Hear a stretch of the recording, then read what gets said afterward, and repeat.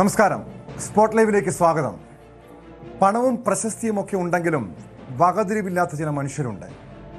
അതായത് പൊതുമധ്യത്തിൽ മറ്റുള്ളവരോട് എങ്ങനെ സംസാരിക്കണമെന്നും പെരുമാറണമെന്നും അറിയില്ലാത്തവർ, സ്ത്രീകളോട് എങ്ങനെ ഇടപെടണമെന്ന് അറിയില്ലാത്തവർ.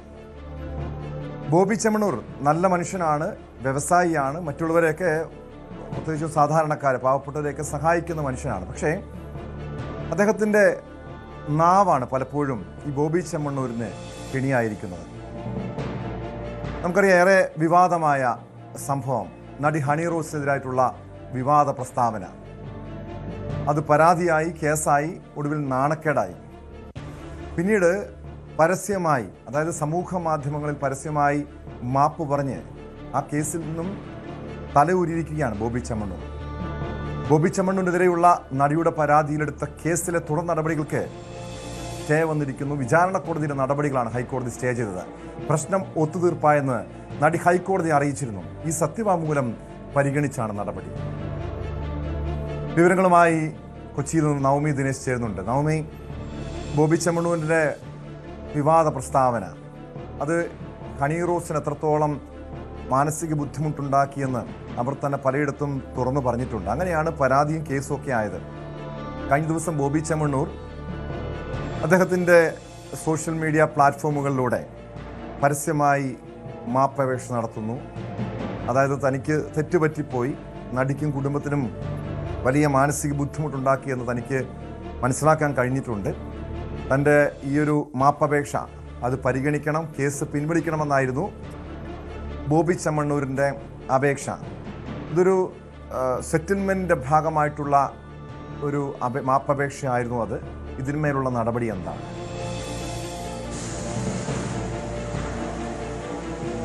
അതേട്ടോ, ഒരു ഒത്തുതീർപ്പ് തന്നെയാണ്.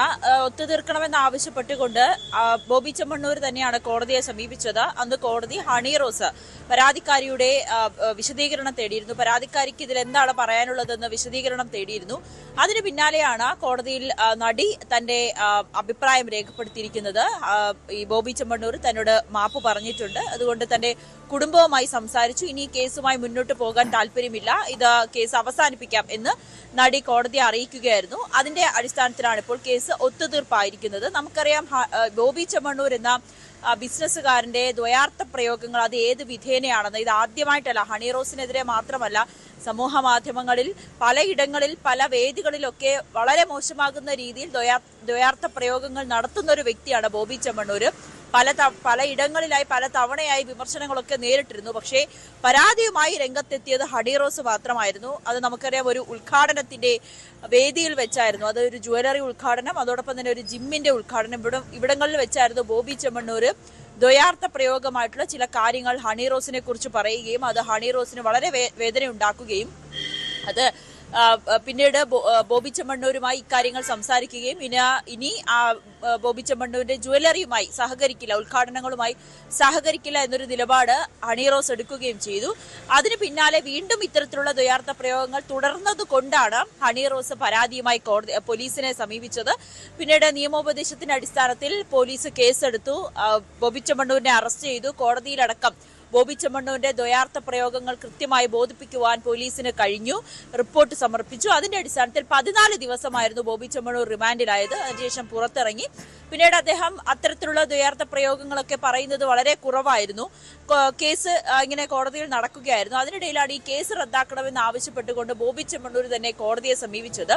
ഇപ്പോൾ കോടതി നടിയുടെ അഭിപ്രായം തേടി. അതിനിടയിലാണ് കഴിഞ്ഞ ദിവസം ബോബി ചെമ്മണ്ണൂർ സോഷ്യൽ മീഡിയയിലൂടെ നടിക്ക് ഉണ്ടായ വിഷമത്തിൽ, നടിക്കും കുടുംബത്തിനും ഉണ്ടായ വിഷമത്തിൽ താൻ ആത്മാർത്ഥമായി മാപ്പ് ചോദിക്കുന്നു, താൻ ചില തമാശ രൂപേണ പറയുന്നതൊക്കെ വളരെ മോശമാണെന്ന് മനസ്സിലായി, നടിക്ക് വിഷമിപ്പിച്ചതിന്, അവരെ ഈ ഒരു രീതിയിലേക്ക് കൊണ്ടുപോയതിനുമൊക്കെ ഖേദം പ്രകടിപ്പിക്കുന്നു എന്നാണ് അന്ന് ബോബി ചെമ്മണ്ണൂർ പറഞ്ഞത്. എന്തായാലും അതിന്റെ അടിസ്ഥാനത്തിലാണ് ഇപ്പോൾ കോടതിയിൽ ഈ കേസ് ഒത്തുതീർപ്പായിരിക്കുന്നത്. നവമി, നമുക്കറിയാം, ഈ സമീപകാലത്തുണ്ടായിരിക്കുന്ന ചില കേസുകൾ പരിശോധിച്ചാൽ ഇപ്പോൾ ടിനി ടോമിനെതിരായിട്ടുള്ള അൻസിബിയുടെ പരാതി, അതും ഒരു ലൂസ് ടോക്ക് ആണെന്ന് വേണമെങ്കിൽ പറയാം. അതല്ലെങ്കിൽ ഒരു സൗഹൃദ സംഭാഷണത്തിനിടെ ആണ് ആ രീതിയിൽ ഒരു മൾട്ടി ഡാഡി സിൻഡ്രോം എന്നൊക്കെ പറഞ്ഞ്, ഡബിൾ ഡാഡി സിൻഡ്രോം എന്നൊക്കെ പറഞ്ഞ് ഒരു പരാമർശം നടത്തിയതും മറ്റ് വർഗീയ പരാമർശമൊക്കെ നടത്തിയത് നടിക്കെതിരെ. ഇതുപോലെ ചില തമാശയ്ക്കാണേലും മറ്റുള്ളവരെ വേദനിപ്പിക്കുന്ന രീതിയിൽ സംസാരിക്കുന്ന ചില ആളുകളുണ്ട്, പ്രത്യേകിച്ച് സ്ത്രീ വിരുദ്ധ പ്രസ്താവനകൾ നടത്തുന്ന ചില പുരുഷന്മാർ. അവർക്കൊക്കെയുള്ള ഒരു താക്കീതല്ലേ നവമി സൂചിപ്പിച്ചതുപോലെ ഈ ഒരു സംഭവത്തിന് പിന്നാലെ ബോബി ചെമ്മണ്ണൂരിൻ്റെ ഭാഗത്തു നിന്നും പിന്നീട് സ്ത്രീവിരുദ്ധ പ്രസ്താവനകൾ, ഇതുപോലുള്ള അശ്ലീല സംഭാഷണങ്ങൾ ഉണ്ടായിട്ടില്ല എന്നാണ് നമുക്ക് മനസ്സിലാക്കാൻ കഴിയുന്നത്. ഇതിനു മുൻപുള്ള അദ്ദേഹത്തിൻ്റെ പല വീഡിയോകൾ പരിശോധിച്ച് കഴിഞ്ഞാലും ഇങ്ങനെ ദ്വയാർത്ഥ പ്രയോഗങ്ങൾ പലപ്പോഴും അദ്ദേഹത്തിൻ്റെ സംസാരത്തിനിടെ കടന്നു വരുന്നത് അദ്ദേഹത്തിൻ്റെ ഒരു പൊതുരീതിയായി നമ്മൾ കാണാറുള്ളതാണ്. ഇതുപോലെ പല ആളുകളുണ്ട്, ചില ചലച്ചിത്ര താരങ്ങൾ മുതൽ രാഷ്ട്രീയ നേതാക്കൾ വരെയും ഇങ്ങനെ സ്ത്രീവിരുദ്ധ പ്രസ്താവനകൾ തുടർച്ചയായി നടത്തുന്നവർ.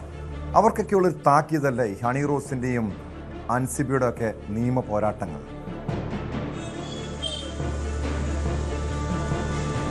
അതെട്ടോ, നമുക്കറിയാം ഇത് മുൻപും ഇത്തരത്തിലുള്ള പരാമർശങ്ങൾ പല ആവർത്തി നടന്നതാണ്. പക്ഷെ അന്നൊന്നും വളരെ ഗൗരവത്തോടെ ഇക്കാര്യങ്ങൾ ചർച്ച ചെയ്യപ്പെട്ടിരുന്നില്ല, അല്ലെങ്കിൽ പരാതിയുമായി സ്ത്രീകൾ രംഗത്തെത്തിയിരുന്നില്ല. ഇങ്ങനെ സ്ത്രീകൾക്കെതിരായിട്ടുള്ള അധിക്ഷേപം, ദ്വയാർത്ഥ പ്രയോഗങ്ങൾ, സ്ത്രീത്വത്തെ അപമാനിക്കുന്ന തരത്തിലുള്ള പരസ്യ പ്രതികരണം, ഇതെല്ലാം പല ആവർത്തി നമ്മൾ കണ്ടതാണ്. സിനിമാ താരങ്ങളായിക്കോട്ടെ, രാഷ്ട്രീയ പ്രവർത്തകരായിക്കോട്ടെ, അല്ലെങ്കിൽ പൊതുരംഗത്ത് നിൽക്കുന്നവരായിക്കോട്ടെ, ഇവർ യാതൊരു മടിയും കൂടാതെയാണ് സ്ത്രീത്വത്തെ അപമാനിക്കുന്ന തരത്തിലുള്ള പല പ്രയോഗങ്ങളും നടത്തുന്നത്. പലപ്പോഴും അത് കേട്ടില്ല എന്ന് നടിക്കുന്നു, അല്ലെങ്കിൽ ഒരു പരാതിയുമായി മുന്നോട്ട് പോകാത്ത സാഹചര്യമൊക്കെ ഉണ്ടാകുമ്പോഴാണ് ഇത് സാധാരണയാണ് ഒരു നോർമലൈസ് ചെയ്യുന്നത്. പക്ഷെ ഇപ്പോഴങ്ങനെയല്ല. കൃത്യമായി സ്ത്രീകൾ പ്രതികരിക്കാൻ തുടങ്ങി. അങ്ങനെ ദ്വയാർത്ഥ പ്രയോഗങ്ങൾ അല്ലെങ്കിൽ സ്ത്രീത്വത്തെ അപമാനിക്കുന്ന തരത്തിലുള്ള പ്രവൃത്തികൾ നടന്നു കഴിഞ്ഞാൽ അവർ പൊതുസമൂഹത്തിന് മുന്നിൽ വന്ന് പ്രതികരിക്കുന്നു, നിയമ പോരാട്ടവുമായി മുന്നോട്ട് പോകുന്നു. അന്ന് ഹണി റോസിന് ഉണ്ടായ പിന്തുണ അത് വലുതായിരുന്നു. നമുക്കറിയാം, ഹണി റോസിനെതിരെ ഇത്തരത്തിലുള്ള അപമാനിക്കുന്ന തരത്തിൽ അവരുടെ ശരീരത്തെയൊക്കെ വെച്ച് വിമർശിക്കുന്നത് പതിവായിരുന്നു.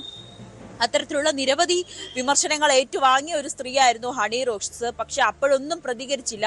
പക്ഷേ ഗതി കെട്ടുകൊണ്ടാണ് താൻ അത് പരാതിയുമായി മുന്നോട്ട് പോകാൻ തയ്യാറായതെന്ന് പിന്നീട് ഹണി റോസ് പറയുന്നുണ്ടായിരുന്നു. പിന്നെ അതിനുശേഷം എനിക്ക് തോന്നുന്നു ആ കേസ് നൽകിയതിന് ശേഷം ഹണി റോസ് എന്നുള്ളൊരു വ്യക്തിയോടുള്ള പെരുമാറ്റം ആളുകൾക്ക് അല്ലെങ്കിൽ പൊതുസമൂഹത്തിന് പൂർണ്ണമായും മാറി. അന്ന് സൈബർ ഇടങ്ങളിൽ പോലും ഹണി റോസിനെതിരെ മോശമായി പരാമർശം നടത്തിയവർക്കെതിരെ കേസെടുത്തു, ഒരുപാട് പേരെ കേസ് രജിസ്റ്റർ ചെയ്തു. അതുകൊണ്ട് തന്നെ പിന്നീട് അങ്ങനെ പൊതുസമൂഹത്തിൽ വന്ന് ഹണി റോസ് എന്ന സ്ത്രീയെ മോശമായി പറയുന്നതൊക്കെ ഒരു പരിധി വരെ കുറഞ്ഞു എന്ന് തന്നെ പറയാം.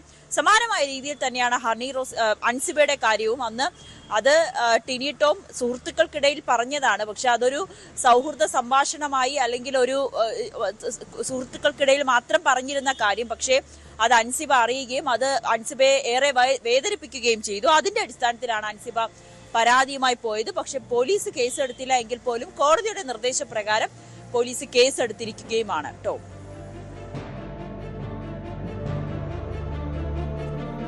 നവമി, എനിക്ക് തോന്നുന്നു ഇതൊരു ഒറ്റപ്പെട്ട സംഭവമല്ല. പ്രത്യേകിച്ചും ഹണി റോസിനും അൻസിബയ്ക്കൊക്കെ എതിരായിട്ടുള്ള ഇത്തരം പ്രസ്താവനകൾ പലപ്പോഴും ജോലി സ്ഥലത്ത്, പൊതു ഇടത്ത്, അല്ലെങ്കിൽ സുഹൃത്തുക്കൾക്കിടയിലൊക്കെ സ്ത്രീകൾ ഇതുപോലുള്ള അധിക്ഷേപങ്ങൾ അല്ലെങ്കിൽ ദ്വയാർത്ഥ പ്രയോഗങ്ങൾ നേരിടാറുണ്ട്.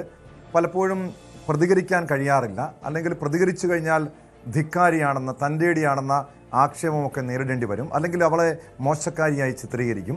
ഹണി റോസിൻ്റെ കേസ് എടുത്തു കഴിഞ്ഞാൽ തന്നെ നമുക്കറിയാം ആ ഒരു കേസ്, അതായത് ഈ ബോബി ചെമ്മണ്ണൂരിൻ്റെ ആ സംഭവത്തിന് പിന്നാലെ നമ്മുടെ വാർത്താ മാധ്യമങ്ങളുടെ യൂട്യൂബ് ലിങ്കുകൾക്ക് താഴെ പോലും ഹണി റോസിനെ വ്യക്തിപരമായി അധിക്ഷേപിക്കുന്നവരുണ്ട്.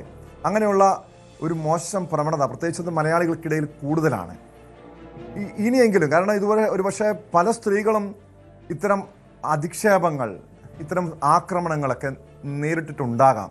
പലപ്പോഴും നിയമപരമായി മുന്നോട്ട് പോകാനുള്ള ബുദ്ധിമുട്ട്, അല്ലെങ്കിൽ മറ്റുള്ളവരുടെ പിന്തുണയില്ലാത്തത്, അല്ലെങ്കിൽ അങ്ങനെ മുന്നോട്ട് പോയാൽ, നിയമപരമായി മുന്നോട്ട് പോയാൽ ഉണ്ടാകുന്ന മറ്റ് വ്യക്തിപരമായി ഉണ്ടാകുന്ന പ്രശ്നങ്ങൾ, അങ്ങനെ പലതിനെയും ഭയന്നിട്ടാകാം പലരും മുന്നോട്ട് വരാത്തത്. ഒരുപക്ഷെ ഈ ഹണി റോസിൻ്റെ പോരാട്ടം മറ്റ് സ്ത്രീകൾക്ക് കൂടി ധൈര്യം പകരുന്നതല്ലേ? കാരണം ബോബി ചെമ്മണ്ണൂരിനെ പോലെ ഒരു കരുത്തനായ വ്യവസായി, വലിയ സ്വാധീനമുള്ള വ്യക്തിയാണ്.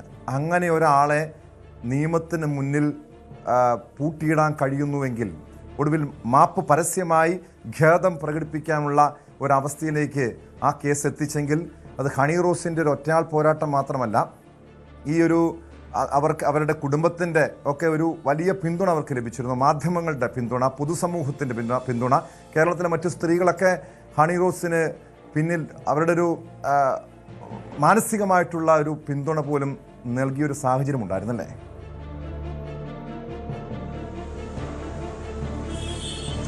അതെ ടോം, എന്തായാലും ഹണി റോസിന്റെ ഈ ഒരു പോരാട്ടം അത് സ്ത്രീകൾക്ക് വലിയ പ്രചോദനം തന്നെയാണ്. ഇത്തരത്തിൽ പൊതു ഇടങ്ങളിലായാലും സമൂഹ മാധ്യമങ്ങളിലായാലും അപമാനിക്കുന്ന തരത്തിലുള്ള അല്ലെങ്കിൽ ദ്വയാർത്ഥ പ്രയോഗങ്ങളൊക്കെ നടത്തുന്നവർക്ക് ഒരു താക്കീതായി തന്നെയാണ് ഹണി റോസിന്റെ ഈ ഒരു നിലപാടിനെ കണ്ടത്.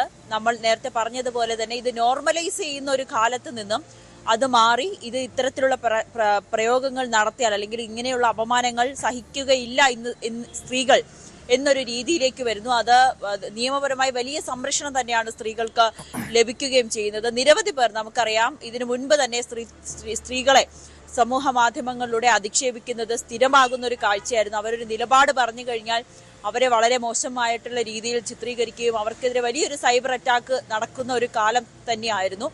അതിൽ നിന്നൊക്കെ കുറച്ചെങ്കിലുമൊക്കെ മാറി അതിപ്പോൾ ഹണി റോസ് ഇത്തരത്തിലൊരു നിയമ പോരാട്ടം നടത്തിയതിനു ശേഷം ഹണി റോസിനെതിരായിട്ടുള്ള സൈബർ ആക്രമണങ്ങൾ ഒരു പരിധിവരെ കുറഞ്ഞു എന്ന് നമുക്ക് പറയേണ്ടി വരും. കാരണം അന്ന് പോലീസ് കേസെടുക്കുന്ന സാഹചര്യമൊക്കെ ഉള്ളത് കൊണ്ടായിരുന്നു ആ രീതിയിലേക്ക് മാറുകയും ചെയ്തത്. അന്തരിച്ച മുൻ മുഖ്യമന്ത്രി കൂടിയായിരുന്ന ഉമ്മൻചാണ്ടിയുടെ മകൾക്കെതിരെയും ഇത്തരത്തിലൊരു സൈബർ ആക്രമണം വലിയ രീതിയിൽ നിലനിന്നിരുന്നു. അന്നും അവർ അതിന് നിയമ പോരാട്ടം നടത്തിയിരുന്നു. അതൊക്കെ വലിയൊരു താക്കീതാണ്. ഇനി ഇത്തരത്തിലുള്ള പ്രശ്നങ്ങൾ ഉണ്ടായി അല്ലെങ്കിൽ സ്ത്രീകൾക്കെതിരായിട്ടുള്ള അതിക്രമം, സൈബർ അതിക്രമം ആയിക്കോട്ടെ, അല്ലെങ്കിൽ ഇത്തരത്തിലുള്ള ദ്വയാർത്ഥ പ്രയോഗങ്ങൾ നടത്തിയാൽ അതിന് വലിയ നടപടി തന്നെ സ്വീകരിക്കുമെന്നൊരു സന്ദേശം കൂടിയായിരുന്നു ഹണി റോസിന്റെ കേസോടുകൂടി നിയമ നടപടിയോടുകൂടി പോലീസും നൽകിയിരുന്നത്.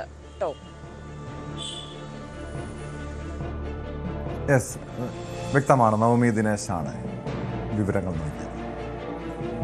മറ്റൊരു പ്രധാനപ്പെട്ട വാർത്തയിലേക്കാണ്. തൃശ്ശൂരിൽ സ്ത്രീകളുടെ ചിത്രങ്ങൾ മോർഫ് ചെയ്ത് ടെലിഗ്രാമിൽ വിൽപ്പന. ചൊവ്വന്നൂർ സ്വദേശി അനന്തുവിനെതിരെ കേസെടുത്തു. 70-ലധികം സ്ത്രീകളുടെ ചിത്രങ്ങളാണ് ഇയാൾ മോർഫ് ചെയ്ത് പ്രചരിപ്പിച്ചത്. കുന്നംകുളം സ്വദേശിയായ യുവതിയുടെ ബന്ധുക്കൾ യുവാവിന്റെ മൊബൈൽ ഫോണും ലാപ്ടോപ്പും പിടിച്ചെടുത്തു. ഫോണിൽ നിന്ന് കണ്ടെത്തിയത് 18,000-ലധികം ചിത്രങ്ങളാണ്. കേസെടുക്കാൻ ആദ്യം പോലീസ് തയ്യാറായില്ലെന്ന് പരാതിക്കാർ ആരോപിക്കുന്നു. ഈ ഉണ്ടായ വിഷയത്തിൻ്റെ പുറത്ത് നമ്മൾ കംപ്ലൈൻറ്റ് കൊടുക്കാൻ പോയപ്പോൾ പോലീസിൻ്റെ ഭാഗത്തുണ്ടായ മറുപടിയും റിയാക്ഷനും നമ്മൾ വേണ്ടത്ര രീതിയിലുള്ളതായിരുന്നില്ല. അപ്പോൾ അവർ പോയപ്പോൾ നമ്മുടെ അവിടുത്തെ കംപ്ലൈൻറ്റ് കൊടുക്കാൻ പോയ സ്ത്രീകളോടായാലും അവർ പറഞ്ഞത് ഒരാൾ ഇതാക്കിയാൽ മതി, അതിപ്പോൾ എന്തുകൊണ്ടാണെന്നൊന്നും അറിയില്ല. അപ്പോൾ കംപ്ലൈൻറ്റ് കൊടുക്കാൻ പോയ ഒരു സ്ത്രീയുടെ മാത്രമാണ് മൊഴി എടുത്തിട്ടുള്ളൂ. അതെന്തുകൊണ്ടാണെന്നും കാര്യങ്ങളും വ്യക്തമായിട്ട് നമുക്കറിയില്ല. പിന്നെ ഇതുവരെ പോലീസിൻ്റെ ഭാഗത്തുനിന്ന് അവിടേക്ക് വരികയോ അന്വേഷണങ്ങൾ ഉണ്ടാവുകയോ അങ്ങനെ യാതൊരു കാര്യങ്ങളും ഉണ്ടായിട്ടില്ല. അതെന്തുകൊണ്ടാണെന്നും നമുക്കറിയില്ല. വന്ന് നോക്ക് പോലും ചെയ്തിട്ടില്ല. അവരുടെ വീടിന്റെ പരിസരവും കാര്യങ്ങളും പോലും നോക്കിയിട്ടില്ല. ഇതുവരെയായിട്ട് വന്നിട്ട് നോക്കിയിട്ടില്ല. ഇപ്പോ ഒരാള് പോലും വന്നിട്ട് അന്വേഷിച്ചിട്ട് പോലും ഇല്ല. അവിടെ ഒരു നാട്ടിലെ മുഴുവൻ സ്ത്രീകളുടെയും ഉണ്ടെന്നാണ് അതിൽ പറയണത്. ഒരു 18,000 ഫോട്ടോകളോളം ഉണ്ട് എന്നാണ് പറയണത്. അത് വഴിയിലൂടെ നടന്നു പോകുന്ന സ്ത്രീകളെ വരെ വെറുതെ വിട്ടിട്ടില്ല. ഒരു ട്രാഫിക് പോലീസ് എങ്ങനെ ഒരുപാട് സ്ത്രീകളുടെ ഇതുണ്ട്. ഒരു നാട്ടിലെ മുഴുവൻ പ്രശ്നത്തിലാക്കിയിട്ടും അതുവരെ വേണ്ടത്ര രീതിയിൽ ഇടപെട്ടിട്ടില്ല എന്നുള്ളത് പറയുമ്പോൾ അത് വളരെ മോശമായിട്ടുള്ളൊരു കാര്യമാണ്. വിവരങ്ങളുമായി ഡാനി ഇപ്പോൾ ചേരുന്നുണ്ട്. ഡാനി, ഞെട്ടിപ്പിക്കുന്ന വിവരമാണ്. അതായത് പെൺകുട്ടികൾ മുതൽ വീട്ടമ്മമാരുടെ വരെയും ഫോട്ടോകൾ ഈ രീതിയിൽ മോർഫ് ചെയ്ത് ടെലിഗ്രാമിൽ വിൽപ്പന നടത്തുന്ന യുവാവ്. നമുക്ക് ചിന്തിക്കാവുന്ന കാര്യമാണ് ആ നാട്ടിലെ സ്ത്രീകളുടെ മറ്റ് വീട്ടുകാരുടെയൊക്കെ ഒരു മാനസികാവസ്ഥ. വലിയ ഞെട്ടിപ്പിക്കുന്നൊരു സംഭവം തന്നെയാണ്. ഇതെങ്ങനെയാണ് ഈ വിവരം പുറത്തു വരുന്നത്? ഇതിനെതിരെ ഒരു പോരാട്ടം നടത്തിയത്, ഈ യുവാവിനെ കയ്യോടെ പിടികൂടിയത് ഒരു പെൺകുട്ടിയുടെ ബന്ധുക്കളാണ്. പക്ഷെ അവരുന്നയിക്കുന്നൊരു വിഷയം ഏറെ ഗൗരവമാണ്. ഇത്തരം ഒരു പരാതി പോലീസിന് മുൻപാകെ എത്തിയിട്ടും പോലീസ് അടിയന്തരമായ നടപടിയെടുത്തില്ല, ആദ്യം കേസെടുക്കാൻ തയ്യാറായില്ല എന്ന്.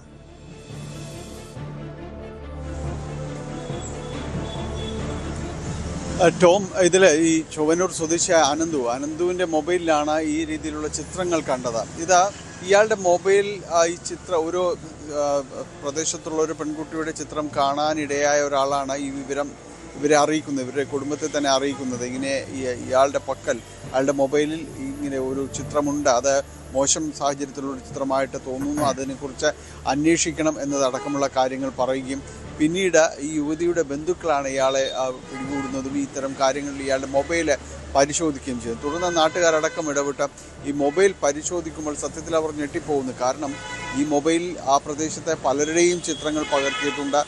ചെറിയ പെൺകുട്ടികളുടെ മുതൽ വീട്ടമ്മമാരുടെ അടക്കമുള്ള ചിത്രങ്ങൾ അവരുടെ മുഖം പകർത്തിയിരിക്കുന്നു. പിന്നീട് അത് മറ്റു പല AI ടൂൾ ഉപയോഗിച്ച് ചിത്രം മാറ്റിയിരിക്കുന്നു. അതെല്ലാം തന്നെ കാണുമ്പോൾ ഏതാണ്ട് 10,000-ലധികം ചിത്രങ്ങൾ ഈ രീതിയിലേക്ക് ആ പ്രദേശത്തുള്ളവരടക്കം ഇയാൾ മാറ്റിയതായിട്ടാണ് കാണുന്നത്. തുടർന്നാണ് നാട്ടുകാർ പിടികൂടി ഇയാളെ പോലീസിലേക്ക് കൊണ്ടുവരുന്നതും കേസെടുക്കാനായിട്ട് ഈ പോലീസിനോട് ആവശ്യപ്പെടുകയും ചെയ്യുന്നത്. പക്ഷേ ആദ്യഘട്ടത്തിൽ പോലീസ് കേസ് എടുക്കുന്നില്ല, കാരണം ഒരു പരാതി ഉണ്ടാകുന്നില്ല എന്ന സാങ്കേതിക മാത്രമാണ് പോലീസ് പറയുകയും ചെയ്യുന്നത്. പിന്നീട് ഈ ആദ്യം ഈ ഫോട്ടോ അതിലുണ്ട് എന്ന് പറഞ്ഞ ഈ പെൺകുട്ടിയാണ് പിന്നീട് പരാതിയുമായിട്ട് മുന്നോട്ട് വരാൻ തയ്യാറാകുന്നത്. അങ്ങനെ ഒരു ഇടപെടലില്ലെങ്കിൽ ഒരുപക്ഷെ ഇതിൽ കേസെടുക്കുമായിരുന്നു എന്ന് പോലും സംശയമാണ്. അതുകൊണ്ടാണ് ഇപ്പോൾ പരാതി വന്നതിൻ്റെ അടിസ്ഥാനത്തിലാണ് കേസെടുക്കുകയും നടപടികളിലേക്ക് നീങ്ങുകയും ചെയ്തിട്ടുള്ളത്. എന്തായാലും മൊബൈലും ഇയാളുടെ മറ്റേ ഫോണും അതോടൊപ്പം തന്നെ ലാപ്ടോപ്പും അടക്കമുള്ള കാര്യങ്ങളിലെ പരിശോധനയിലേക്ക് പോകുന്നുണ്ട്. പക്ഷേ നിലവിൽ തന്നെ ആദ്യഘട്ടത്തിലെ പരിശോധനയിൽ തന്നെ പോലീസിനെ ഞെട്ടിച്ചിരിക്കുന്നത് നിരവധിയായ സ്ത്രീകളുടെ ഈ പ്രദേശത്തുള്ള ഇയാൾ വഴിയിൽ കാണുന്ന പലരുടെയും തന്നെ ചിത്രങ്ങളെടുത്ത് ഈ രീതിയിലേക്ക് അശ്ലീലമാക്കി മാറ്റുകയും ചെയ്ത ഇത് ടെലഗ്രാം വഴി വിൽപ്പന നടത്തുന്നു എന്നതാണ്. അതാണ് വളരെ സീരിയസ് ആയ ഒരു ക്രൈം എന്ന് പറയുന്നത്. ഇത് ടെലഗ്രാം ആപ്പുകൾ വഴി ഇത് വിൽപ്പന നടത്തുന്നു. ഈ പ്രദേശത്തുള്ളവരെല്ലാം തന്നെ ഈ രീതിയിലേക്ക് അവർ ആ പടം മറ്റൊരു രീതിയിലേക്ക് മാറ്റിക്കൊണ്ട് ചിത്രങ്ങൾ വിൽപ്പന നടത്തുകയാണ് ഇയാൾ പതിവായിട്ട് ചെയ്യുന്നത്. അങ്ങനെ ഏതാണ്ട് 18,000-ലധികം ഫോട്ടോകൾ മാത്രം ഇയാളുടെ മൊബൈൽ ഫോണിൽ നിന്ന് കണ്ടെടുക്കുന്നൊരു സാഹചര്യത്തിലേക്ക് വരുമ്പോൾ ഞെട്ടിപ്പിക്കുന്നതാണ്. കാരണം ഈ രീതിയിലേക്ക് ആ കാലം മാറുന്നു എന്നതാണ് ടോം അതിൽ ശ്രദ്ധിക്കേണ്ടത്. നേരത്തെയും സമാനമായ രീതിയിലുള്ള ഈ പല സംഭവങ്ങളും നമ്മൾ കണ്ടിട്ടുണ്ട്. ഈ രീതിയിൽ കണ്ണൂർ, കാസർഗോഡ് തുടങ്ങിയിടങ്ങളിൽ പലപ്പോഴും കേസുകൾ റിപ്പോർട്ട് ചെയ്യപ്പെട്ട സാഹചര്യങ്ങൾ ഉണ്ടായിട്ടുണ്ട്. അതെല്ലാം തുടക്കത്തിൽ തരുന്ന ഒരു മുന്നറിയിപ്പായിരുന്നെങ്കിൽ ഇന്ന് ഈ രീതിയിലേക്ക് ഇതിനൊരു ബിസിനസ്സായി കണ്ടുകൊണ്ട് ഇത് സ്വീകരിക്കുന്ന പലരുമുണ്ട് എന്ന് പറയുന്നത് തീർത്തും അപകടകരമായ ഒരു മുന്നറിയിപ്പാണ്. കാരണം വളരെ നിഷ്കളങ്കമായി നടന്നു പോകുന്ന വഴിയാത്രക്കാരെ അടക്കം മൊബൈലിലേക്ക് പകർത്തുക, ചിത്രങ്ങൾ എടുക്കുക, എന്നിട്ട് അത് മറ്റു രീതിയിൽ ഉപയോഗിക്കുക എന്നതിനപ്പുറത്തേക്ക് ടെലഗ്രാം ആപ്പ് വഴി ഇത് വിൽപ്പന നടത്തുക എന്ന രീതിയിലേക്ക് ചെന്നെത്തി നിൽക്കുന്നു എന്നതാണ് ഇന്നത്തെ ഒരു സമൂഹത്തിൽ കാണിക്കാനുള്ളത്. ഗുരുതരമായ ഒരു കാര്യമാണ്. ഇതിൽ നടപടികൾ, ശക്തമായ രീതിയിൽ നടപടികൾ ഉണ്ടാകേണ്ടതുണ്ട്. പോലീസ് കേവലം ഈ പരാതികൾക്ക് വേണ്ടി കാത്തു നിൽക്കാതെ ഇത് ഒരു ഗൗരവ സ്വഭാവം കണക്കിലെടുത്തുകൊണ്ട്, സ്ത്രീകൾക്കെതിരെ നടക്കുന്ന അതിക്രമമായി തന്നെ കണക്കിലെടുത്തുകൊണ്ട് മുന്നോട്ട് വരേണ്ട കാര്യമാണ്. ഇതിലിപ്പോൾ പരാതി വരാൻ കാത്തിരുന്നു, അല്ലെങ്കിൽ പരാതി തരട്ടെ എന്ന് പറയുന്നിടത്താണ്. തീർച്ചയായും ഡാനി, ഈ അനന്തുവിനെ ചെറുപ്പക്കാരനെ കണ്ടു കഴിഞ്ഞ കാഴ്ചയിൽ വലിയ മാന്യനാണ്. സാമാന്യം തിരക്കേടില്ലാത്ത കുടുംബ പശ്ചാത്തലവും ചുറ്റുപാടൊക്കെ ഉണ്ടെന്നാണ് മനസ്സിലാക്കാൻ കഴിഞ്ഞത്. അങ്ങനെ ഒരു ചെറുപ്പക്കാരൻ ഇങ്ങനെ സ്ത്രീകളുടെ ചിത്രങ്ങൾ മോർഫ് ചെയ്ത് അത് വിൽപ്പന നടത്തി ഈ രീതിയിൽ പ്രചരിപ്പിക്കുന്നുണ്ടെങ്കിൽ ഒരു ലൈംഗിക വൈകൃതമുള്ള വ്യക്തിയല്ലേ ഇയാൾ? മാത്രമല്ല, ഇത് പണത്തിന് വേണ്ടിയായിരുന്നോ, അതോ ബ്ലാക്ക് മെയിലിങ്ങിന് വേണ്ടിയായിരുന്നോ, അതോ ഒരു ആത്മസുഖത്തിന് വേണ്ടിയായിരുന്നോ ഈ രീതിയിൽ ഇയാൾ ഇങ്ങനെ സ്ത്രീകളുടെ ചിത്രങ്ങൾ മോർഫ് ചെയ്ത്? കാരണം 18,000-ഓളം ചിത്രങ്ങൾ ഫോണിൽ നിന്നും ലാപ്ടോപ്പിൽ നിന്നും കണ്ടെടുത്തു എന്ന് പറയുന്നതാണ് ഏറെ ഞെട്ടിപ്പിക്കുന്ന ഒരു കാര്യം തന്നെ. സ്വാഭാവികമായും ഇയാളുടെ ഒരു മാനസിക വൈകൃതം ഉൾപ്പെടെ പരിശോധിക്കേണ്ടതല്ലേ?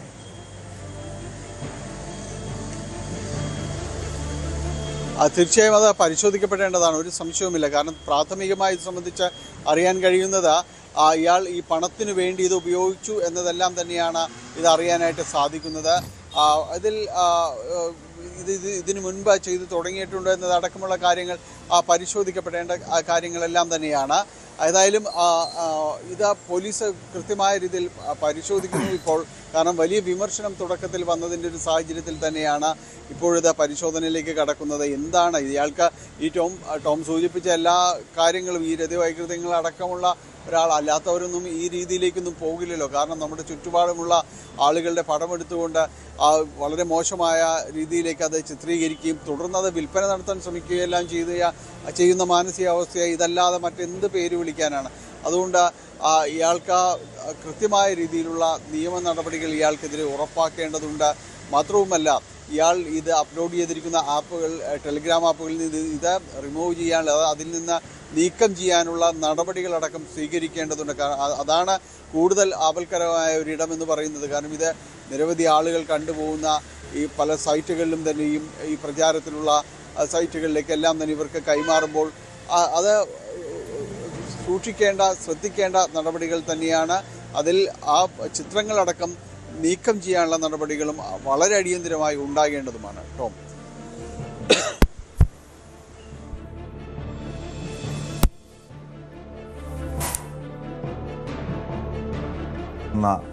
അല്ലെങ്കിൽ പല കുടുംബങ്ങളും പലരുടെയും ചിത്രങ്ങൾ ഇങ്ങനെ മോർഫ് ചെയ്തിട്ടുണ്ട്. 18,000-ഓളം സ്ത്രീകളുടെ നഗ്ന ചിത്രങ്ങളാണ്, മോർഫ് ചെയ്ത ചിത്രങ്ങളാണ് ഈ അനന്തുവിൻ്റെ ഫോണിൽ നിന്നും ലാപ്ടോപ്പിൽ നിന്നും കണ്ടെടുത്തത്. കാസർഗോഡ് പള്ളിക്കരയിൽ ഭിന്നശേഷിക്കാരിയായ 17-കാരിക്ക് നേരെ ലൈംഗിക അതിക്രമം. ചൈൽഡ് വെൽഫെയർ കമ്മിറ്റി നൽകിയ റിപ്പോർട്ടിനെ തുടർന്ന് ബേക്കൽ പോലീസ് 5 പേർക്കെതിരെ പോക്സോ കേസുകൾ രജിസ്റ്റർ ചെയ്തു. കഴിഞ്ഞ 1 വർഷത്തിനിടെ 5 പേർ പീഡിപ്പിച്ചുവെന്നാണ് പരാതി. പ്രതികളെ കണ്ടെത്തുന്നതിന് ബേക്കൽ പോലീസ് അന്വേഷണം ആരംഭിച്ചു. വിവരങ്ങളുമായി KV ബൈജു ചേരുന്നുണ്ട്. ബൈജു, 1 വർഷത്തിനിടെ 5 പേരാണ് പീഡിപ്പിച്ചത്. എങ്ങനെയാണ് ഈ പീഡന വിവരം പുറത്തു വരുന്നത്?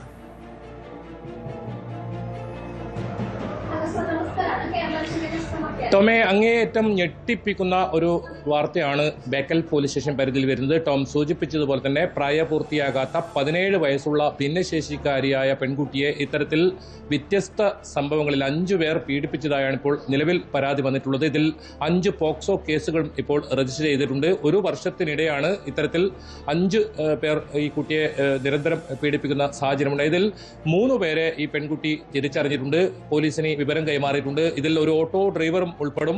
ഈ ഓട്ടോ ഡ്രൈവറുടെ സുഹൃത്തുക്കളാണ്. പക്ഷേ ഇത് വ്യത്യസ്ത സംഭവങ്ങളിലാണ് ഇത്തരത്തിൽ നടന്നതെന്നുകൊണ്ട് തന്നെ 5 പോക്സോ കേസുകളാണ് ഇപ്പോൾ രജിസ്റ്റർ ചെയ്തിട്ടുള്ളത്. ഏതായാലും മാനസിക വെല്ലുവിളി നേരിട്ടതിനെ തുടർന്ന് കൗൺസിലിംഗിന് ഈ കുട്ടി പോവുകയും അവിടെ നിന്നാണ് ചൈൽഡ് ലൈന് മുമ്പാകെ ഈ ഒരു കാര്യം കുട്ടി പറയുന്നത്. പിന്നീട് ബേക്കൽ പോലീസിൽ ഈ വിവരം കൈമാറുകയും ഈ കേസ് രജിസ്റ്റർ ചെയ്യുകയാണ്. ഇതിൽ നമുക്ക് ലഭിക്കുന്ന വിവരമനുസരിച്ച് ഇതിൽ 2 പേർ പോലീസ് കസ്റ്റഡിയിൽ ഉണ്ട് എന്നാണ് നമുക്ക് ലഭിക്കുന്ന സൂചന. ഏതായാലും ഇതിന്റെ കൂടുതൽ വിവരങ്ങൾ പുറത്തു വന്നിട്ടില്ല. എവിടെ നിന്നാണ് ഈ പീഡനം നടന്നത്, ഏതൊക്കെ സ്ഥലങ്ങളിൽ പീഡനം നടന്നിട്ടുണ്ട് തുടങ്ങിയ വിവരങ്ങൾ പുറത്തു വരാനുണ്ട്. കാരണം അത് അന്വേഷണത്തിന്റെ പ്രാഥമിക ഘട്ടത്തിലാണ്. പ്രതികൾ രക്ഷപ്പെടാൻ സാധ്യത ഉണ്ട് എന്നുകൊണ്ട് തന്നെ അത്തരം വിവരങ്ങൾ പോലീസ് ഇപ്പോൾ പങ്കുവച്ചിട്ടില്ല. പക്ഷേ അങ്ങേയറ്റം ഞെട്ടിപ്പിക്കുന്ന വിവരം തന്നെയാണിത്. ഇത്തരത്തിൽ ഈ പെൺകുട്ടി നിരന്തരം 5 പേരിൽ നിന്നും പീഡനം ഏറ്റുവാങ്ങേണ്ടി വന്നിട്ടുണ്ട്. ഭിന്നശേഷിക്കാരിയാണ്. പിന്നീട് മാനസിക വെല്ലുവിളി നേരിടുന്ന സാഹചര്യം ഉണ്ടായി.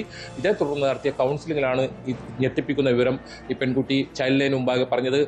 ഈ കേസിൽ കൂടുതൽ പേർ ഈ പെൺകുട്ടിയെ പീഡിപ്പിച്ചിട്ടുണ്ടെന്നതും പോലീസ് അന്വേഷിക്കുന്നുണ്ട്. അതോടൊപ്പം ഈ 5 പേരും ഇപ്പോൾ നിലവിൽ ഈ പെൺകുട്ടി മൊഴി നൽകിയിരിക്കുന്ന 5 പേർ, അതിൽ 3 പേർ ഈ പെൺകുട്ടി പേരുകൾ സഹിതം പറഞ്ഞിട്ടുണ്ട്. മറ്റ് 2 പേരെ കണ്ടാൽ അറിയാം എന്നാണ് ഈ പെൺകുട്ടി മൊഴി നൽകിയിട്ടുള്ളത്. അങ്ങനെ ഈ 5 പേരും ഒരേ ഇതിൽപ്പെട്ടതാണോ, ഒരേ ഗ്രൂപ്പിൽ ഉൾപ്പെട്ടതാണോ, അതല്ല ഇത് വ്യത്യസ്ത സംഭവമാണോ? പോലീസ് ഇപ്പോൾ പറയുന്നത് വ്യത്യസ്ത സംഭവം എന്നാണ്. ഇവർക്ക് ഏതെങ്കിലും തമ്മിൽ ബന്ധമുണ്ടോ എന്നതും പോലീസ് അന്വേഷിക്കുന്നുണ്ട്. അതിനോടൊപ്പം വളരെ പ്രധാനം, ഈ പെൺകുട്ടിയെ മറ്റ് ആളുകൾ ഇത്തരത്തിൽ പീഡിപ്പിച്ചിട്ടുണ്ടോ, അത് എവിടെ നിന്നൊക്കെ ഈ പീഡനം ഈ പെൺകുട്ടിക്ക് ഏൽക്കേണ്ടി വന്നു, അത്തരം കാര്യങ്ങൾ പോലീസ് അന്വേഷണ ഘട്ടത്തിലാണ്. ഏതായാലും 3 പേർ ഇപ്പോൾ പോലീസിന്റെ പിടിയിലായതായാണ് സൂചന. ഇവരെ ഇപ്പോൾ ചോദ്യം ചെയ്യുന്നതായി നമുക്ക് വിവരം ലഭിക്കുന്നുണ്ട്. എന്തായാലും അത് സംബന്ധിച്ച് വൈകാതെ തന്നെ വിവരങ്ങൾ ലഭ്യമാകും. അവരുടെ ചോദ്യം ചെയ്യുന്നത് അങ്ങനെ പെൺകുട്ടി നിലവിൽ പറഞ്ഞിരിക്കുന്നത് 5 പേർ പീഡിപ്പിച്ചെന്നാണ്. കൂടുതൽ പേർ പീഡിപ്പിച്ചിട്ടുണ്ടെന്നൊരു സംശയം പോലീസിനുണ്ടോ? ആ രീതിയിൽ അന്വേഷണം നടത്തുന്നുണ്ടോ? മാത്രമല്ല ഇതിന് പിന്നിൽ ഇവരുടെ കുടുംബാംഗങ്ങൾക്കോ മറ്റോ ഇതേക്കുറിച്ച് അറിവുണ്ടായിരുന്നോ? അങ്ങനെ ബോധപൂർവം മറച്ചു വെച്ചതാണോ? പിന്നീട് ഈ സംഭവത്തെക്കുറിച്ച് ഈ 1 വർഷത്തിന് ശേഷം ഇത് പുറത്തു വന്നുവെങ്കിൽ അത് ആരുടെ ഇടപെടൽ കാരണമാണ് ഈ സംഭവം പുറത്തേക്ക് വന്നത്, അത് മാധ്യമങ്ങൾക്ക് മുന്നിലെത്തിയത്, മാത്രമല്ല അത് പോലീസിൽ പരാതിയായത്?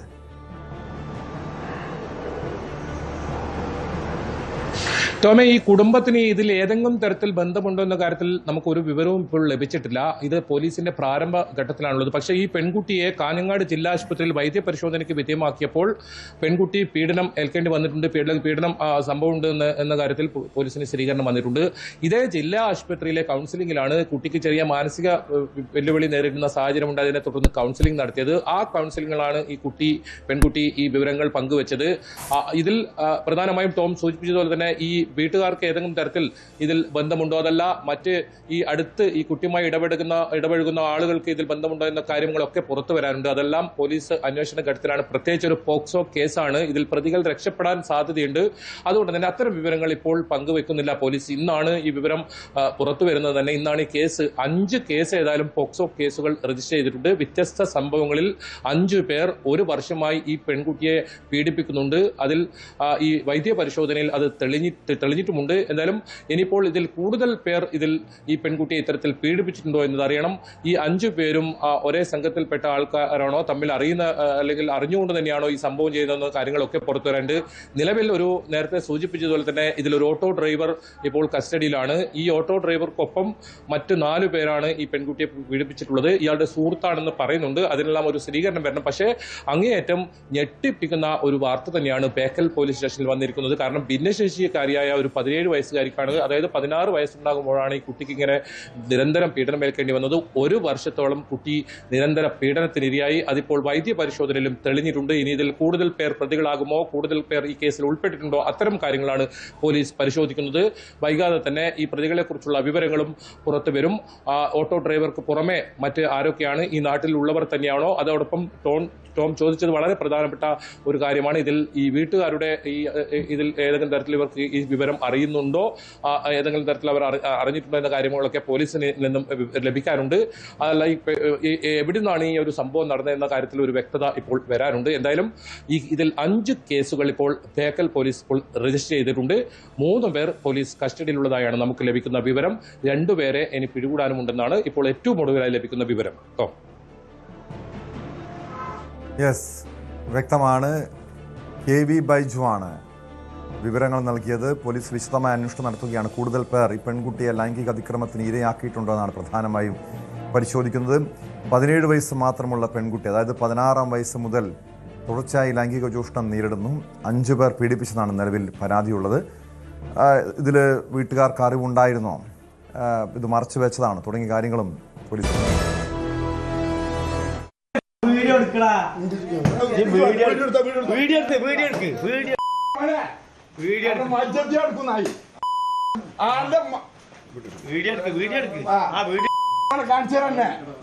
അന്റൊപ്പുള്ളൊരു കാണിച്ചറാ അന്റെ കെട്ടൊക്കെ നാളെ കിട്ടാ എന്റെ വണ്ടി കളിക്കണ്ട. വീഡിയോ എടുക്ക്. അതിന്ന് നാളെ പേരെ കംപ്ലീറ്റ് താമർത്തണം. എന്റെ പേരടക്കം വിളിക്കും വന്നി നാളെ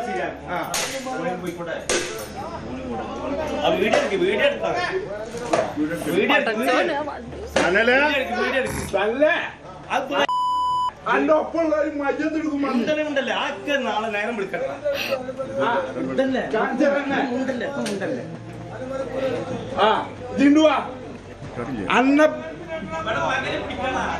അന്റെ കെട്ടറും കൂടെ പന്നി അപ്പൊ കാണിച്ചരാ.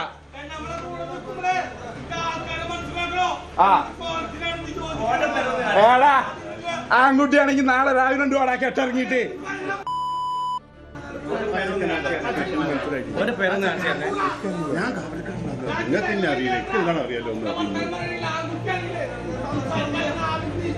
രാവിലെ 2 വാടാ ജി ആൺകുട്ടിയാണെങ്കിൽ എന്റെ MD മടിച്ചിട്ടല്ലേ വരല്ലേ. ആൺകുട്ടിയായിട്ട് രാവിലെ പട്ട പകരെ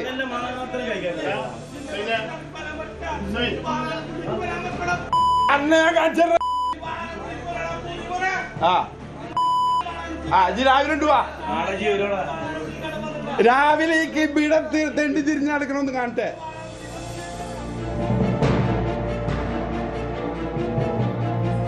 മലപ്പുറം തിരൂരിൽ ലഹരി മാഫിയ സംഘത്തിൻ്റെ പരാക്രമമാണ് കണ്ടത്. ചിറക്കലങ്ങാടിയിലാണ് വടിവാൾ ഉൾപ്പെടെയുള്ള മാരകായുധങ്ങൾ ഉപയോഗിച്ച് ലഹരി മാഫിയ സംഘം ആക്രമണം നടത്തിയത്. ചിറക്കലങ്ങാടി സ്വദേശി കുഞ്ഞുമുഹദിന്റെ വീട്ടിൽ കയറിയായിരുന്നു ആക്രമണം. പുലർച്ചെ 2 മണിയോടെയാണ് സംഭവം. ആക്രമണത്തിൽ കുഞ്ഞുമുഹദിന്റെ മകൻ ഫൈസലിന് തലയ്ക്ക് ഗുരുതരമായി പരിക്കേറ്റു. മറ്റൊരു മകൻ റസാഖിനും പരിക്കുണ്ട്. റസാഖ്, അസറു എന്നിവരുടെ വീടും സംഘം അടിച്ചു തകർത്തു. സംഭവത്തിൽ തിരൂർ പോലീസ് കേസെടുത്ത് അന്വേഷണം ആരംഭിച്ചിട്ടുണ്ട്. CV അനുമോദ് ചേരുന്നു. അനുമോദ്, ഇത് എത്ര പേരടങ്ങുന്ന സംഘമാണ് ഈ പരാക്രമം കാട്ടിയത്? ഈ പ്രകോപന കാരണം എന്താണ്?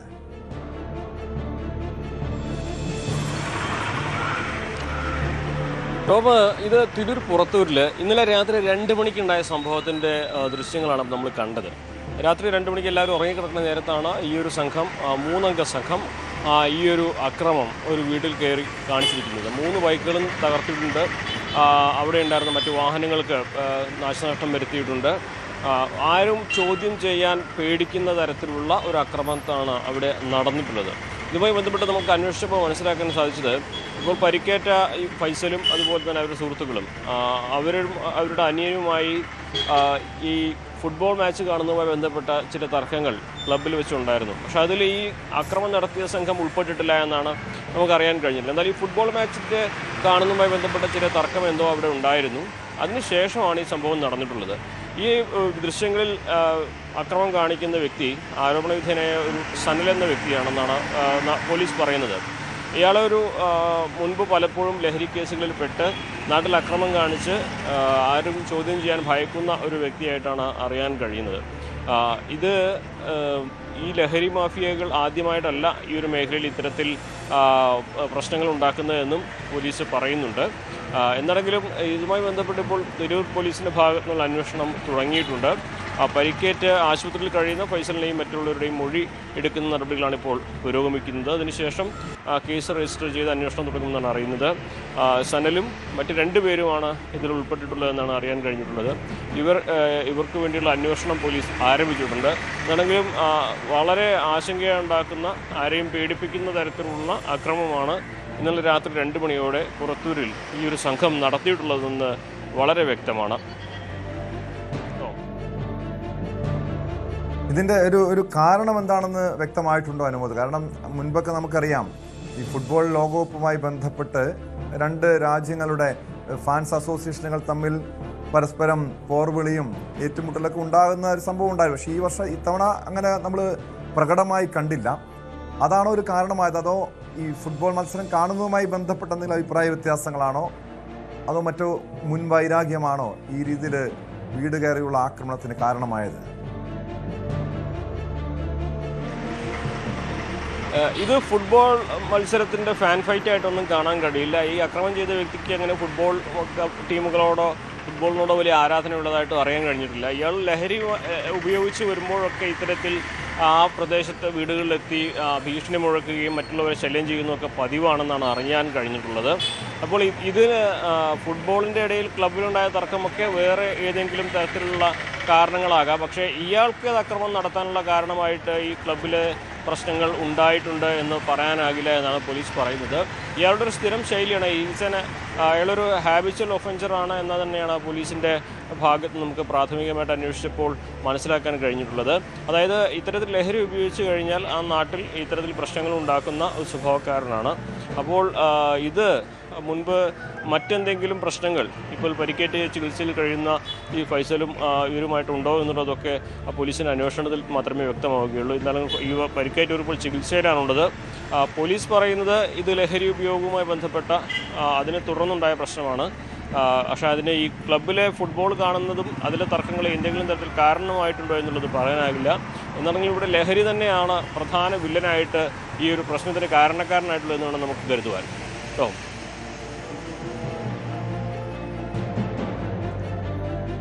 അങ്ങനെ ഒരു വലിയ പ്രശ്നം നിലനിൽക്കുന്നൊരു സ്ഥലമാണോ ഇത്? പ്രത്യേകിച്ചും ലഹരി മാഫിയ. നമുക്കറിയാം മലപ്പുറം ജില്ല കേന്ദ്രീകരിച്ച് കഴിഞ്ഞ ദിവസങ്ങളിൽ പോലീസിൻ്റെ ഓപ്പറേഷൻ തൂഫാൻ റെയ്ഡുകൾ, പരിശോധനകൾ ശക്തമായി മുന്നോട്ട് പോകുന്നുണ്ട്. നിരവധി ചെറുപ്പക്കാരെ പിടികൂടിയിട്ടുണ്ട്. കോടിക്കണക്കിന് രൂപയുടെ ലഹരി വസ്തുക്കൾ പിടിച്ചെടുത്തിട്ടുണ്ട്. ഈ ആക്രമണം നടത്തിയവർ ഈ ലഹരി മാഫിയയുടെ കണ്ണികളാണോ? അവരുടെ ലഹരി ഇടപാടുകളൊക്കെ പോലീസ് പരിശോധിക്കേണ്ടതല്ലേ?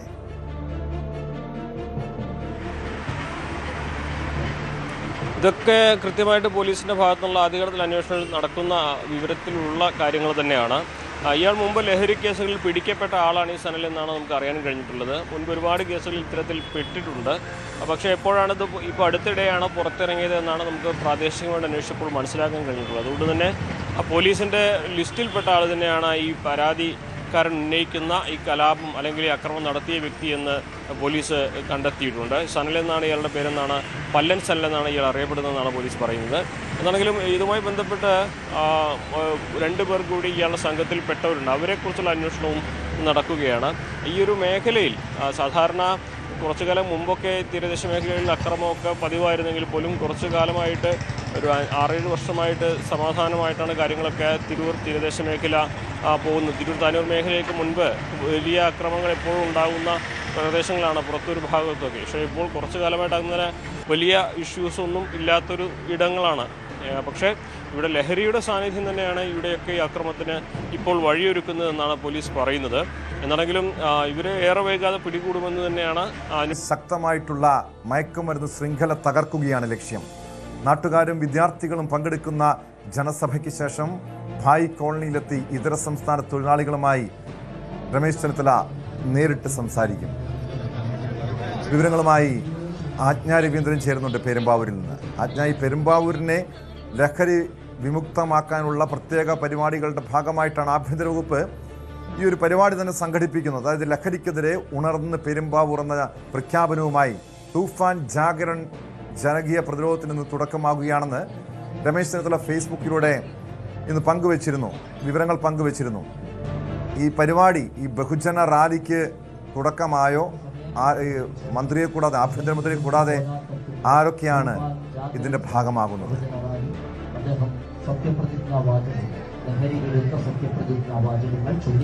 ടോം, ഇപ്പോൾ നമ്മൾ പെരുമ്പാവൂർ ബോയ്സ് ഹൈസ്കൂളിലാണുള്ളത്. ഇവിടെ നിന്നും വിദ്യാർത്ഥികളെ ചേർത്ത് റാലിയുമായിട്ടാണ് അതായത് ഇവിടെ സെമിനാർ നടക്കുന്ന ഹാളിലേക്ക് പോവുക, ഫൈൻ ആർട്സ് ഹാളിലേക്കാണ് പോവുക. അവിടെ അദ്ദേഹം ഇവിടെ തന്നെയാണ് ആഭ്യന്തരമന്ത്രി എത്തുക. ആഭ്യന്തരമന്ത്രി എത്തിയ ശേഷം ഈ റാലിക്കൊപ്പമാണ് അദ്ദേഹം തന്നെ അങ്ങോട്ട് പോകുന്നത്. നേരത്തെ 2:30 മണി എന്നായിരുന്നു പറഞ്ഞിരുന്നത്. പക്ഷേ ഇപ്പോൾ എല്ലാവരും എത്തി തുടങ്ങിയിട്ടുള്ള വിവിധ സ്കൂളുകളിലെ വിദ്യാർത്ഥികൾ SPC ലഹരി മുക്ത കേരളം ബാനറുകളും ഒക്കെ നിർത്തിക്കൊണ്ടാണ്, നമുക്ക് ദൃശ്യങ്ങളിൽ തന്നെ കാണാം, കുട്ടികളെ അണിനിരത്തിക്കൊണ്ടാണ് ഇത്തരത്തിലുള്ളൊരു സാറേ എപ്പോഴത്തേക്ക് പ്രോഗ്രാം തുടങ്ങുമായിരിക്കും? ഉടനെ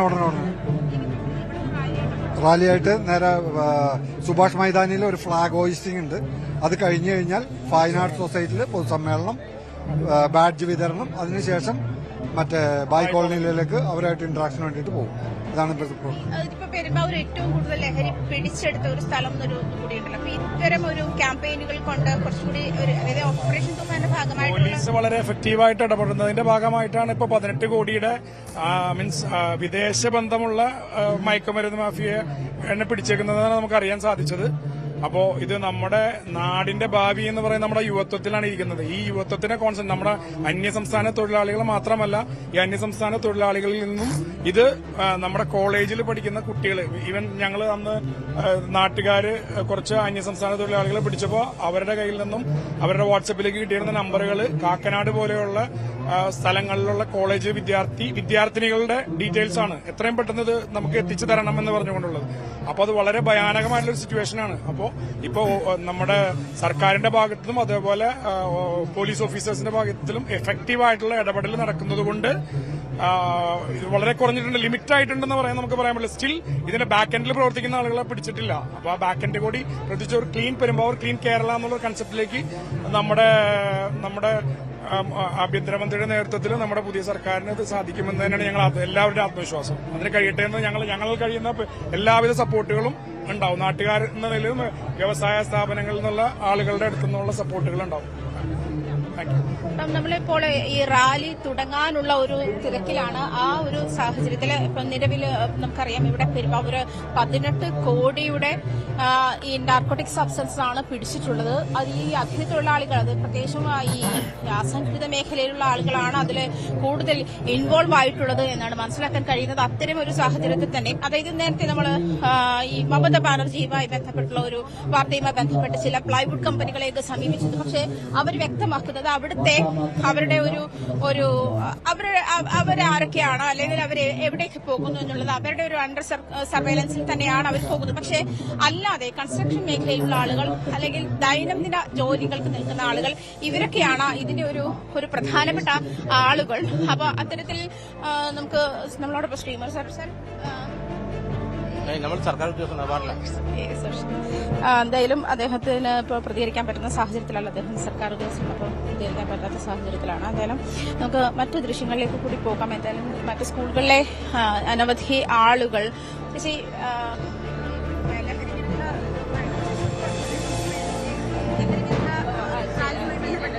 അതെ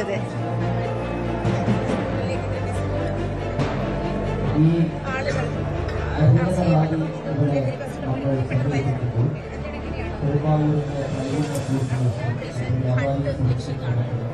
ലക്ഷ്യമുണ്ടോ? ലക്ഷ്യം കാണുന്നുണ്ടത്.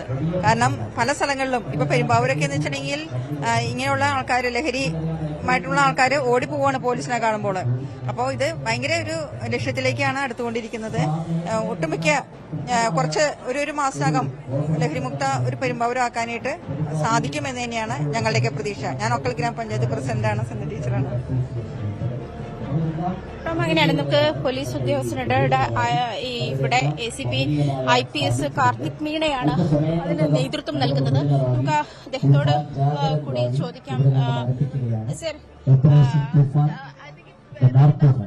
കേരളത്തിന്റെ ചരിത്രത്തിലെ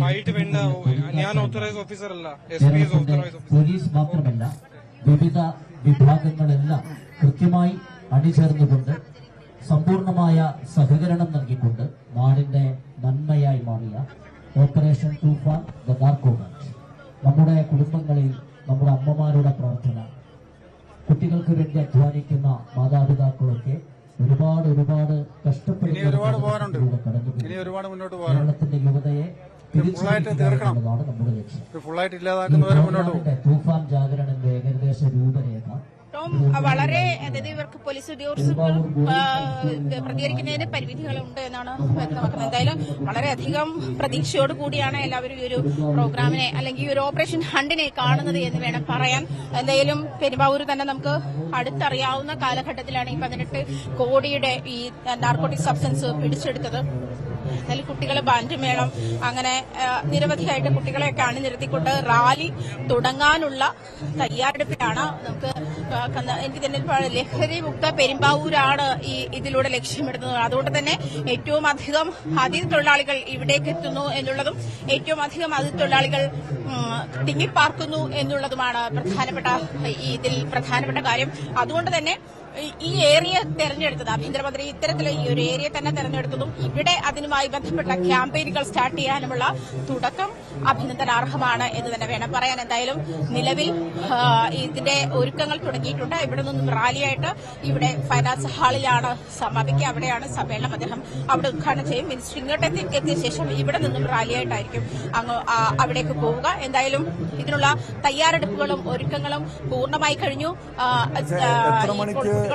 മന്ത്രി എത്തും? ആരൊക്കെയാണ് ഇതിന്റെ ഭാഗമാകുന്നത്? സ്കൂളുകളുണ്ടോ, വിദ്യാർത്ഥികളുണ്ടോ, മറ്റ് പ്രാദേശിക ജനപ്രതിനിധികളടക്കം ഇതിന്റെ ഭാഗമാകുന്നുള്ളതാണ് മനസ്സിലാക്കുന്നത്. എനിക്ക് തോന്നുന്നത് ഏറ്റവും വലിയ ആവശ്യമായി കാണുന്നത് പെരുമ്പാവൂരിലെ സാധാരണക്കാരായ ജനങ്ങളാണ്. കാരണം അത്രയധികം ദുരിതം അവർ അനുഭവിക്കുന്നുണ്ട്. ഇതര സംസ്ഥാനക്കാർ തിങ്ങിപ്പാർക്കുന്ന പ്രദേശം, അവിടെ പലപ്പോഴും ഒരു സാമൂഹ്യ വിപത്തായി ഇവർ മാറുന്നൊരു സാഹചര്യം പോലും ഉണ്ടായി. പലപ്പോഴും നമുക്കറിയാം, ഈ വൈകുന്നേരങ്ങളിൽ പെരുമ്പാവൂർ നഗരത്തിൽ ചെന്നു കഴിഞ്ഞാൽ ബിവറേജുകൾക്ക് മുന്നിൽ വലിയ പരാക്രമം കാണിക്കുന്നു, അക്രമ സംഭവങ്ങൾ പെരുകുന്നു. സാധാരണക്കാരായ ജനങ്ങൾക്ക് രാത്രിയായാൽ പുറത്തിറങ്ങാൻ പോലും ഭയമാകുന്ന സാഹചര്യമായിരുന്നു.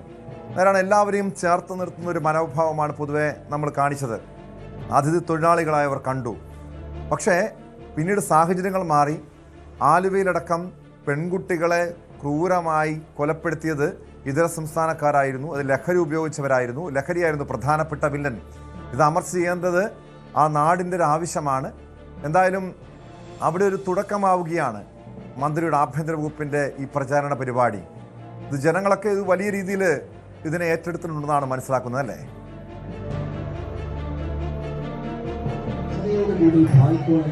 നമുക്ക് ഇവിടെ പിന്നിൽ കാണുന്ന ജനാവലി തന്നെ കണ്ടാൽ അറിയാം.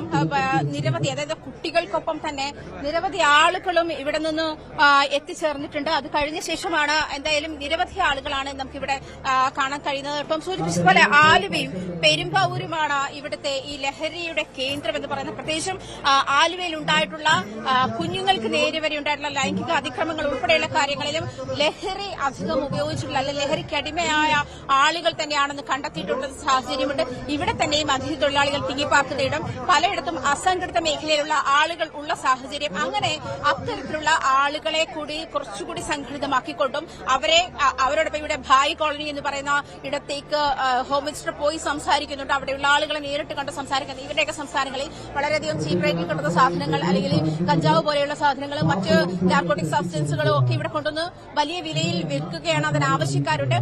മാത്രമല്ല ഇവിടെ ഈ പീൻചന്ത ഇവിടെയുള്ള ആളുകളെല്ലാം പ്രധാനപ്പെട്ട ഒരു സ്പോട്ടായിട്ട് പറഞ്ഞത് അങ്ങനെയാണ്. ഇപ്പോൾ നമ്മൾ വെറുതെ പോയാലും, ഞാൻ വെറുതെ പോയാലും, മറ്റൊരാൾ വെറുതെ പോയാലും ഇതുമായി സമീപിക്കുന്ന ആളുകൾ നിരവധിയാണ്. തനിച്ചാണ് എന്ന് കണ്ടാൽ ഇതുമായി സമീപിക്കുന്ന ആളുകൾ നിരവധിയാണ്. സ്ത്രീകളുണ്ട്. ഇതിനെല്ലാം നിരവധി കണ്ണികളാണുള്ളത്.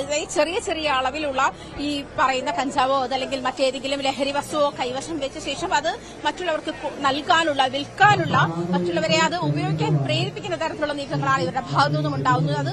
അത് ഈ ഒരു ഏറിയ ഭയങ്കരമായിട്ട് അത് അത്തരത്തിൽ തന്നെ അങ്ങനെ ആയിക്കഴിഞ്ഞു എന്ന് വേണം പറയാൻ. അത് പൂർണ്ണമായും അതിനെ വേരോടെ നീക്കം ചെയ്യാൻ, പൂർണ്ണമായും തുടച്ചു നീക്കുക എന്നുള്ള ലക്ഷ്യത്തോടു കൂടിയാണ് ആഭ്യന്തരമന്ത്രി ഇപ്പോൾ ഇവിടെ നിന്നും ഇതിന്റെ ക്യാമ്പയിൻ തന്നെ തുടങ്ങാൻ, ഒരു വലിയ ക്യാമ്പയിൻ നമുക്കറിയാം പഞ്ചാബ് മോഡൽ. പഞ്ചാബില് ലഹരിക്കെതിരെ ആദ്യത്തെ പോരാട്ടത്തിന് ഇറങ്ങിയത് അമ്മമാരായിരുന്നു, സ്ത്രീകളായിരുന്നു. ഇവിടെ എനിക്ക് തോന്നുന്നു ഈ പെരുമ്പാവൂരിലെ ഈ ലഹരി വിരുദ്ധ പ്രചാരണത്തിന്റെ ഭാഗമായി നിരവധി സ്ത്രീകൾ അവിടെ എത്തിയിട്ടുണ്ട്. അവരിൽ നിന്നും പ്രതികരണം തേടാമോ? അവരടക്കം, കാരണം ഇതിന്റെ ഏറ്റവും കൂടുതൽ ഇരകളാകുന്നത് സാധാരണക്കാരായ പെൺകുട്ടികളും സ്ത്രീകളുമാണല്ലോ.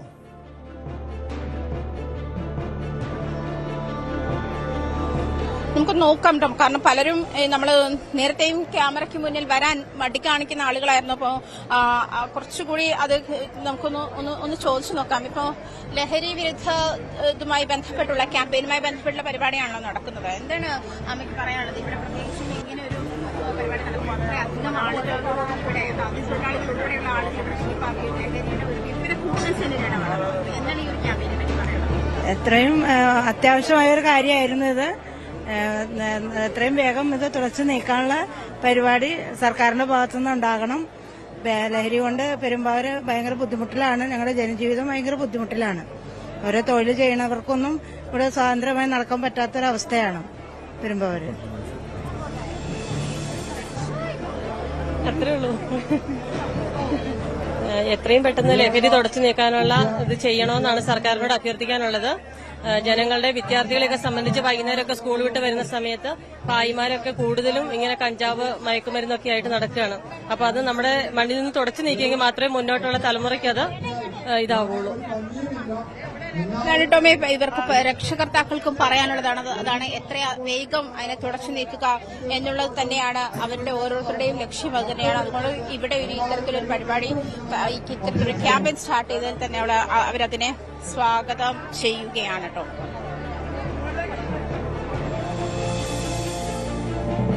യെസ്, ഓപ്പറേഷൻ തൂഫാന്റെ ഭാഗമായിട്ടുള്ള പ്രചാരണ പരിപാടിക്ക് പെരുമ്പാവൂരിൽ തുടക്കമാവുകയാണ്. നമുക്കറിയാം ഏറ്റവും കൂടുതൽ ഇതര സംസ്ഥാനക്കാർ തിങ്ങിപ്പാർക്കുന്ന പ്രദേശം, ലഹരി ഒഴുകുന്ന നാട്, അതിൻ്റെ ഭീകരതയൊക്കെ പലപ്പോഴും ദൃശ്യങ്ങളിലൂടെ നമ്മൾ കണ്ടിട്ടുള്ളതാണ്. ഇതൊരു തുടക്കമാണ്. ആഭ്യന്തരമന്ത്രി രമേശ് ചെന്നിത്തല നേരിട്ടെത്തുന്നു, ഈ ബഹുജന റാലിയുടെ ഭാഗമാകുന്നു. വൈകുന്നേരം അദ്ദേഹം ഈ പ്രചാരണ പരിപാടിക്ക് ശേഷം ഭായ് കോളനിയിലെത്തി ഇതര സംസ്ഥാന തൊഴിലാളികളുമായി മന്ത്രി നേരിട്ട് സംസാരിക്കുന്നുണ്ട്. ശക്തമായ നടപടിയെടുക്കുമെന്ന മുന്നറിയിപ്പ് നൽകും. ഇത് ഒരു ജനകീയ പരിപാടിയായി ഓപ്പറേഷൻ തൂഫാൻ പ്രചാരണ പരിപാടി മാറുകയാണ്. സ്പോട്ട്ലൈറ്റ് പൂർണ്ണമാകുന്നു. നമസ്കാരം.